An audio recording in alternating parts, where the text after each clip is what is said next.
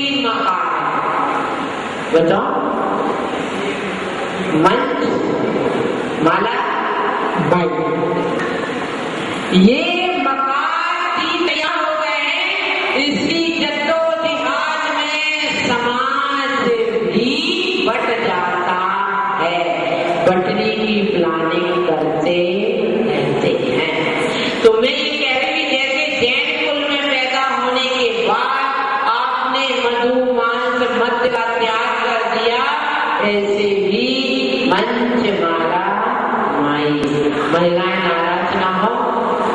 महिला मंडल बनने के बाद कोई भी सब मंच, माला, माइक में उलझ जाते हैं। साधु चाहे वह मुनि हो या कारिका हो, परंतु वो आपका विषय क्षेत्र होता ही है ना, आउट ऑफ कोर्स बाहर। पर मैं वास्तव में कहती, महिला मंडल का अभी प्रातःकालीन मंडल आया दर्शन करने, बोले माता जी हमने गुरु परिवार बनाया और हमारा उद्देश्य है कि हम साधु की सेवा करेंगे। मैंने कहा मेरी बात आपको करेले से भी ज्यादा कड़वी लगेगी। हर मंडल जब भी बनता है, चाहे वह पुरुष वर्ग से हो या महिला वर्ग से, बनता है साधुओं के नाम पर, परंतु साधु को सबसे पहले छोड़ना। वो राजनीति में इतना उलझ जाता है कि उसे भक्ति का भाव ही खत्म हो जाता है। मैं तो इससे कथा कहती हूँ कि कभी कभी मंडल भगवान के नाम की और जैन मंदिर की गुडविल का मिसयूज करते हैं। आपको अपने एंजॉय के लिए, सामाजिक कार्यों के लिए मंडल बनाना, तो मंदिर छोड़ के बनाओ, कितने लोग जुड़ते पता चल जाएगा। मंदिर के नाम से मंडल बना लेना, बाकी सब काम के लिए है, परंतु संतों के लिए, साधुओं के लिए टाइम नहीं। क्यों मंदिर की गुडविल को मिसयूज करते हैं? बना लो आप सुंदर में अपने नाम से दूसरा, फिर करो सखी मंडल बना लो, फिर देखो कितना काम करता है। सखी मंडल बना लो, महिला मिलन बना लो, आप मंदिर से दूर रहे, मंदिर की तो ना तो आपको हाल मिले ना मंदिर की गरीब मिले, तब पता चल जाएगा कि मंडल में कितनी दम है। तो हमें चिंतनीय बिंदु कर है ये हमारे लिए कि कहीं मनुष्य जीवन में हम साधु बन के साधना नहीं कर पा रहे हैं, तो कम से कम श्रावक बन के तो उपासना कर ले, है ना। साधना नहीं कर पा रहे हैं, कोई बात नहीं, परंतु उपासना का भाव तो रखो। ये भक्तांवर पढ़ने से मुझे मालूम है आप घर छोड़ के बाहर नहीं आएंगे, पूर्ण विश्वास है, परंतु कम से कम साधना करने के योग्य नहीं बन पा रहे, तो उपासना के योग्य तो अपने को बना ले। और जो उपासना करता है, साधना उसकी सहेली है ना, है नहीं? क्रोध की सहेली कौन है? ईर्ष्या। ये आएगी साथ में। इसी प्रकार क्या कहा मैंने अभी? बताओ। उपासना की सहेली साधना है। एक दो दिन नहीं आए, चौथे दिन तो इसको भी बेचैनी हो जाएगी सहेली से मिलके। तो गृहस्थ के योग आपको जो साधना है, व्रत उपवास आदि, वह भी चालू। तो यह काव्य भक्ति का अंतिम रूप आपके सामने बैठा। लिखे अब भावार्थ। हे ईश्वर भगवान, इस संसार में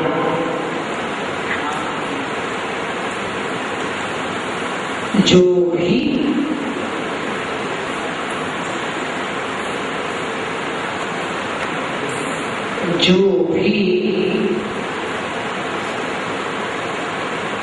भक्ति पूर्वक आपके गुणों सहित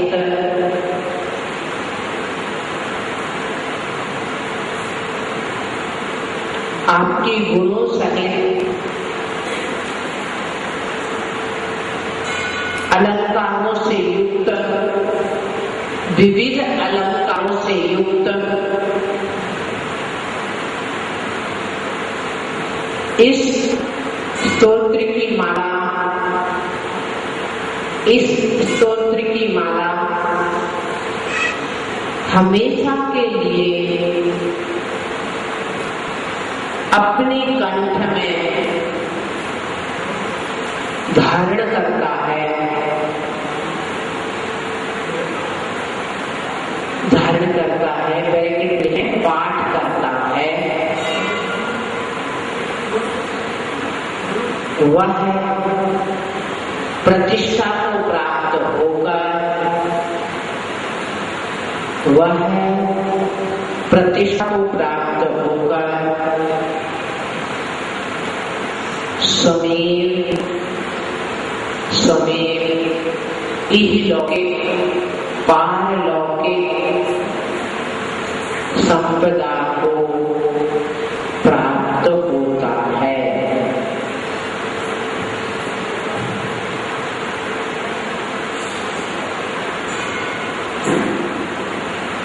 संपदा को प्राप्त होता है।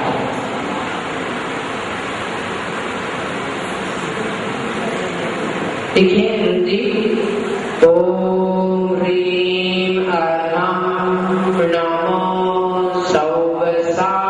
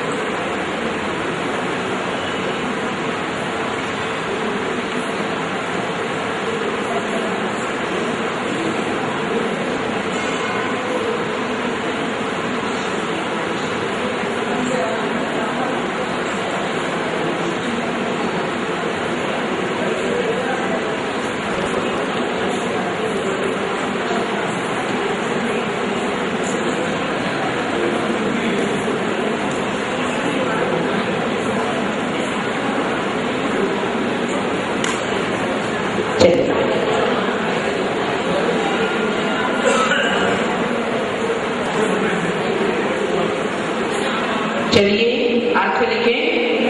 हाँ दीदी जाप लिखे। ओम ह्रीं अर्हं नमो सौवसाहुणम्। ओम नमो भैवदो महदी महावीर गड्यमाणानां बुद्धिऋषीणां श्रवं नमः स्वाहा।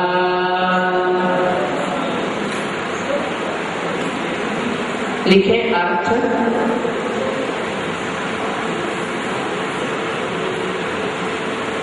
सभी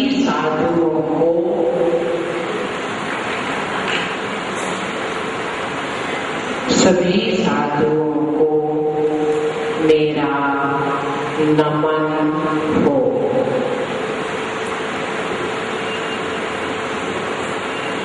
सभी साधुओं को, जिन साधु लिख लें, सभी जिन साधुओं को मेरा नमन हो। इस काव्य का नाम मोक्ष लक्ष्मी गायक काव्य है और मंत्र सर्ववशीकरण मंत्र।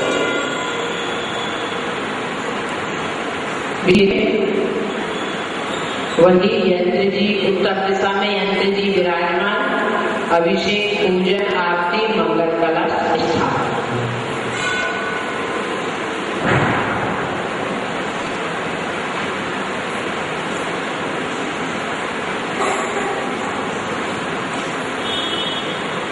मुंह करके पीले वस्त्र, पीला आसन, पीली माला। पीला आसन, पीला वस्त्र, पीली माला। ब्रह्म मुहूर्त, ब्रह्म मुहूर्त, सुगंधित धूप,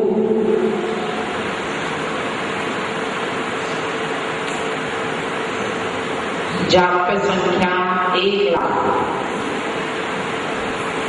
जाप्य संख्या 1,00,000, समयावधि 7 महीने, 7 महीने,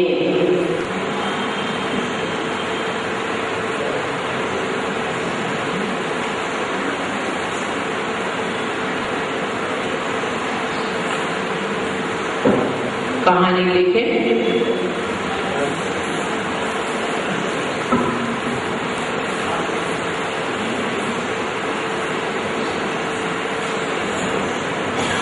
एक व्यक्ति भव्य प्राणी जो मोक्ष का इच्छुक था, मुनि महाराज के चरणों में गया, बड़ी श्रद्धा पूर्वक नमस्कार करके वह प्रश्न करता है कि हे भगवान, हमें मोक्ष लक्ष्मी कैसे प्राप्त हो? ऐसा ही प्रश्न किसने कहां पर किया तो बताएगा कोई? कुछ है? भगवान मुझे मोक्ष लक्ष्मी कैसे प्राप्त हो, ऐसा ही प्रश्न कहां पर किसने किससे किया था? कोई बता सकता? नहीं, चलिए अनिता जी बता। नहीं, ठीक है, वो तो ठीक है। देश भूषण कुलभूषण मुनि का जब उपसर्ग हो रहा था, राम लक्ष्मण सीता ने आकर उनका निवारण किया, तुरंत वो केवल ज्ञान हो गया। राम ने ये प्रश्न नहीं पूछा मैं राज्य में और ज्ञान कब जाऊंगा, मुझे सीट कब मिलेगी, ये नहीं पूछा। क्या पूछा? भगवान मुझे मोक्ष प्राप्त होगा? तो केवली भगवान के मुखारबिंद से निश्चित होता है राम तो इसी भाव से मोक्ष जाएंगे, लक्ष्मण सीता काल प्राप्त करके मोक्ष जाएंगे। सोचो अपनी जिंदगी में इसके आगे क्वेश्चन निकले, क्या मैंने कभी अपनी जिंदगी में किसी से ये प्रश्न पूछा है? तो वह पूछता कि मुझे जो मोक्ष कैसे प्राप्त हो, हमारा कल्याण कैसे हो? तब मुनि महाराज ने करुणा से प्रेरित होकर कहा कि हे भव्य जी, आप भक्तांबर स्तोत्र का पाठ करें, विशेष रूप से 48वें काव्य की साधना है, प्रतिदिन 9 काम, कोई बात कि 3 काम। मैं ये देखना चाह रही थी कि आप क्या कहते हैं। 3 काम 9 करोड़ मुनियों को नमस्कार करें। उन्हीं को नमस्कार करें जो सामने नहीं है पर नजर में मुनि आर्यों को नियमित नमस्कार करें। और त्रिकाल प्रणाम करें। त्रिकाल में आप तो एक बार करके छुट्टी, त्रिकाल नमस्कार करें, निश्चित ही केवल ज्ञान लक्ष्मी पूर्वक मोक्ष लक्ष्मी प्राप्त होगी। लिखे आप फल, आज का फल तो आपको मालूम ही है, हो जाएंगे जो 108 बार 21 दिन या 49 दिन 49 दिन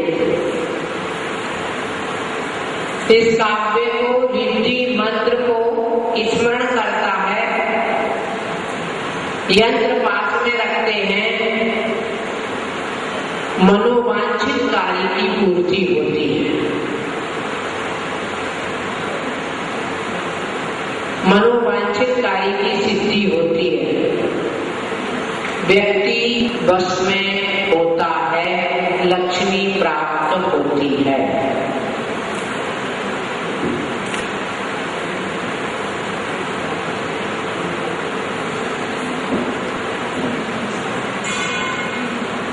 और सूचना आपको।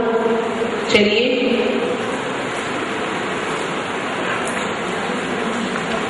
एक मिनट बीच फिर मैं बात करती हूँ।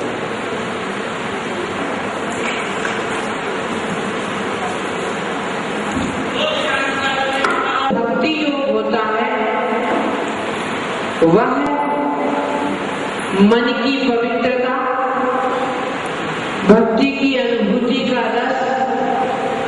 इस भक्ति में वह अपने ईश्वर को, आराध्य को अनेक उपमाएं देता है, क्योंकि समर्पण का भाव रहता है। भक्ति हो और समर्पण ना हो, समझ लेना सिर्फ पैकिंग है और सामान नहीं। बाजार से कुछ खरीद कर लाए,